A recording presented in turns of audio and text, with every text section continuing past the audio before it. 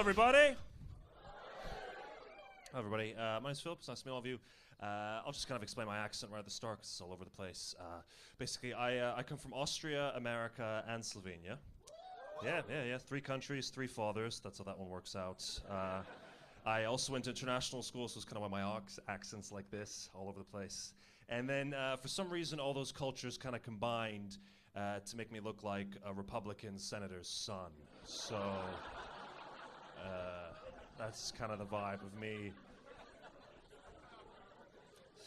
Either that or like a villain in a basketball movie. I don't know if you've ever seen those. You know, the all-American ones where the guy's like, "There's no way you're making it to the final!"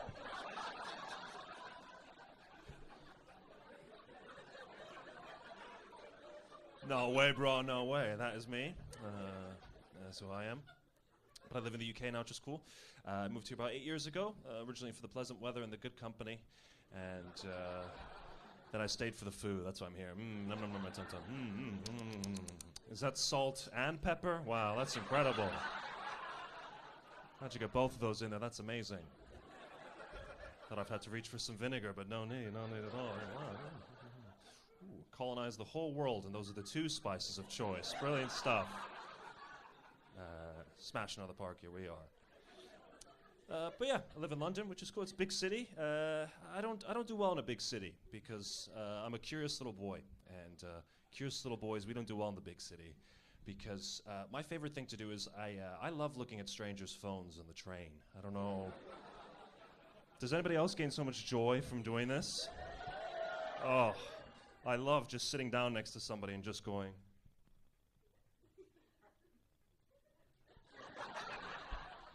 Oh, well, that's very interesting, isn't it? I've now got information about you that you don't even know I have about you. Exciting, I love it. The best is, I don't know, have you ever been on like a bus or even a plane before it takes off and you can see someone's phone in between the seats in front of you? Oh, that's good. Because they have no idea that you're there. And you're just sitting there like, holy shit.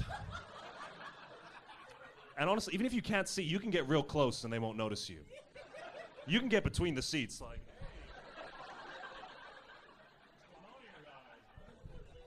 I love it so much. The problem that I've been finding is I sometimes take public transport drunk, which is a big problem because I'm more curious, but I lose any of my slickness with it, right? So I do sometimes just sit down next to people like,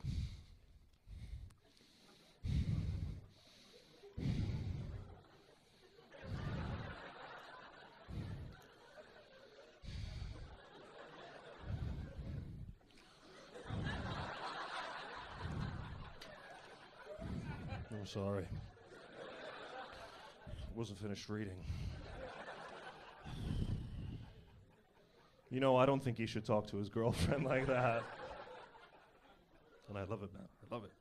It's good though. I like cities though. I like them in general because it's like you can do a lot of weird shit and nobody cares. I think that's the best part about it. In general in life, you can do a lot of weird stuff, right? I was once on a train one morning. It's like a busy train. Everyone's packed in, ass to face to cock, right? Smushed in there. And this guy was sitting down. I don't think he could take it anymore. He was sitting down and he stands up and he just goes, "Jesus Christ!" Then he just sits right back down again, and no one looks at him, no one reacts. I think about that man every day, I do. Because I think he got it. He got what society's about. You can do a lot of weird shit, nobody cares. I've been doing weird shit my whole life, right? There was one time at university, this girl, she's sitting in front of me, she kind of raised her hand to ask a question. I just high-fived it in front of the whole class. And nobody noticed. Not even the girl. That was the weirdest part. I think surely her, right? Yeah, so I'm trying to promote like a pro-weird lifestyle at the moment. You should be weird. I think it's good. Don't be weird all the time. It's my biggest message. Because I try to do this on dates and stuff like that, and it's never worked out well for me, right? I was dating this girl for a while, right? Both lying down the bed together, so pretty good start, I think, right? It's my bed, by the way, so we're just kind of looking up at my nursery mobile, you know, having a nice little time. And she looked at me and she said, Philip, I want you to touch me like you love me. Yeah, so I patted her on the shoulder, and I said, "I'm proud of you, son." What do they say? Daddy's proud. So it didn't work out, which is fine. So I'm a single man out in the town.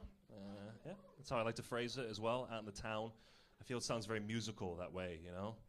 Like I'm just sort of waiting by the lamppost with the fellas, just letting the broads go by, and I go, "Let's get 'em, boys." "Hey, ladies, okay, not for you, all right." I'm lonely, is what I am. I'm a lonely guy. Anybody else lonely? Sweet. It's great. It's just me. If anything, I feel more alone in this moment than I have in a while.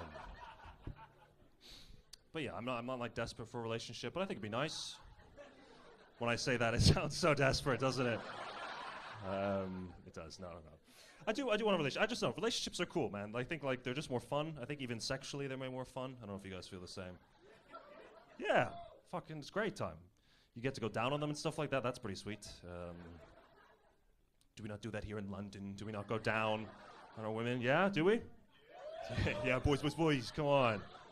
Yeah, fucking, I love going down on someone. What a treat that is. I get so excited, honestly. I tuck in a little napkin, I get a little fucking, get a little chalk on my hands for grip, and we go down there, we do this. So much fun. We're doing this bit, by the way. We're going for this. I don't know. I love it. I think I can only talk about the male-female experience, but what a treat. It's so much fun. Come on. Like sometimes if it's going well, they start to like squeeze their legs together and you get that like life or death pressure on your head. And you're sitting there like, holy fucking shit, dude, I could fucking die, man, But no matter the pain, you gotta keep your tongue out, so you're just sitting there like and they start to roll and you gotta roll with it like, whoa, whoa, this is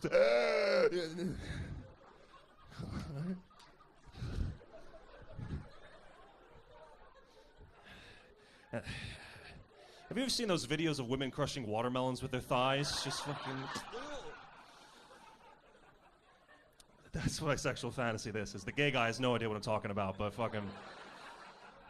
You get into it, man. And that's what you learn. No matter what happens, no matter the pain, you gotta hold your place. You gotta hold your position, right? I always say going down on a woman, it's like hunting a deer. Now, I've never hunted a deer. And some of you will think I've never gone down on a woman either. But my uncle, he hunts deer, and he told me all about it. And he said, when you're hunting a deer, that's how he does, because when you're hunting a deer, what you gotta do is you gotta find your position. You gotta hold it, and you gotta wait. And when everything's in place, you feel it. And you pull that trigger and boom, right? And then he says, if you love the deer, you gotta hold it while it's dying. Gotta be like, it's okay, baby, it's okay. It's okay, baby, it's okay. It's okay, baby, it's okay. And you feel that. It's a deep human connection. And you get up and you...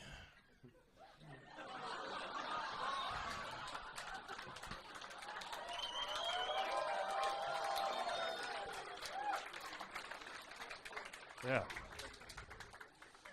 That's what my uncle told me. Hadn't even asked. I'll say this thing. One time I was going down on someone, and as soon as she was about to complete, she pushed my head away and finished herself off. Yeah, which, indeed. Which is fine. It's fine. But in the context of the deer,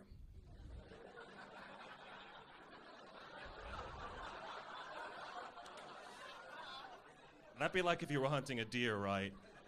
Everything's in place. And as soon as you pull the trigger, you look up and the deer is gone and it's hung itself from a tree.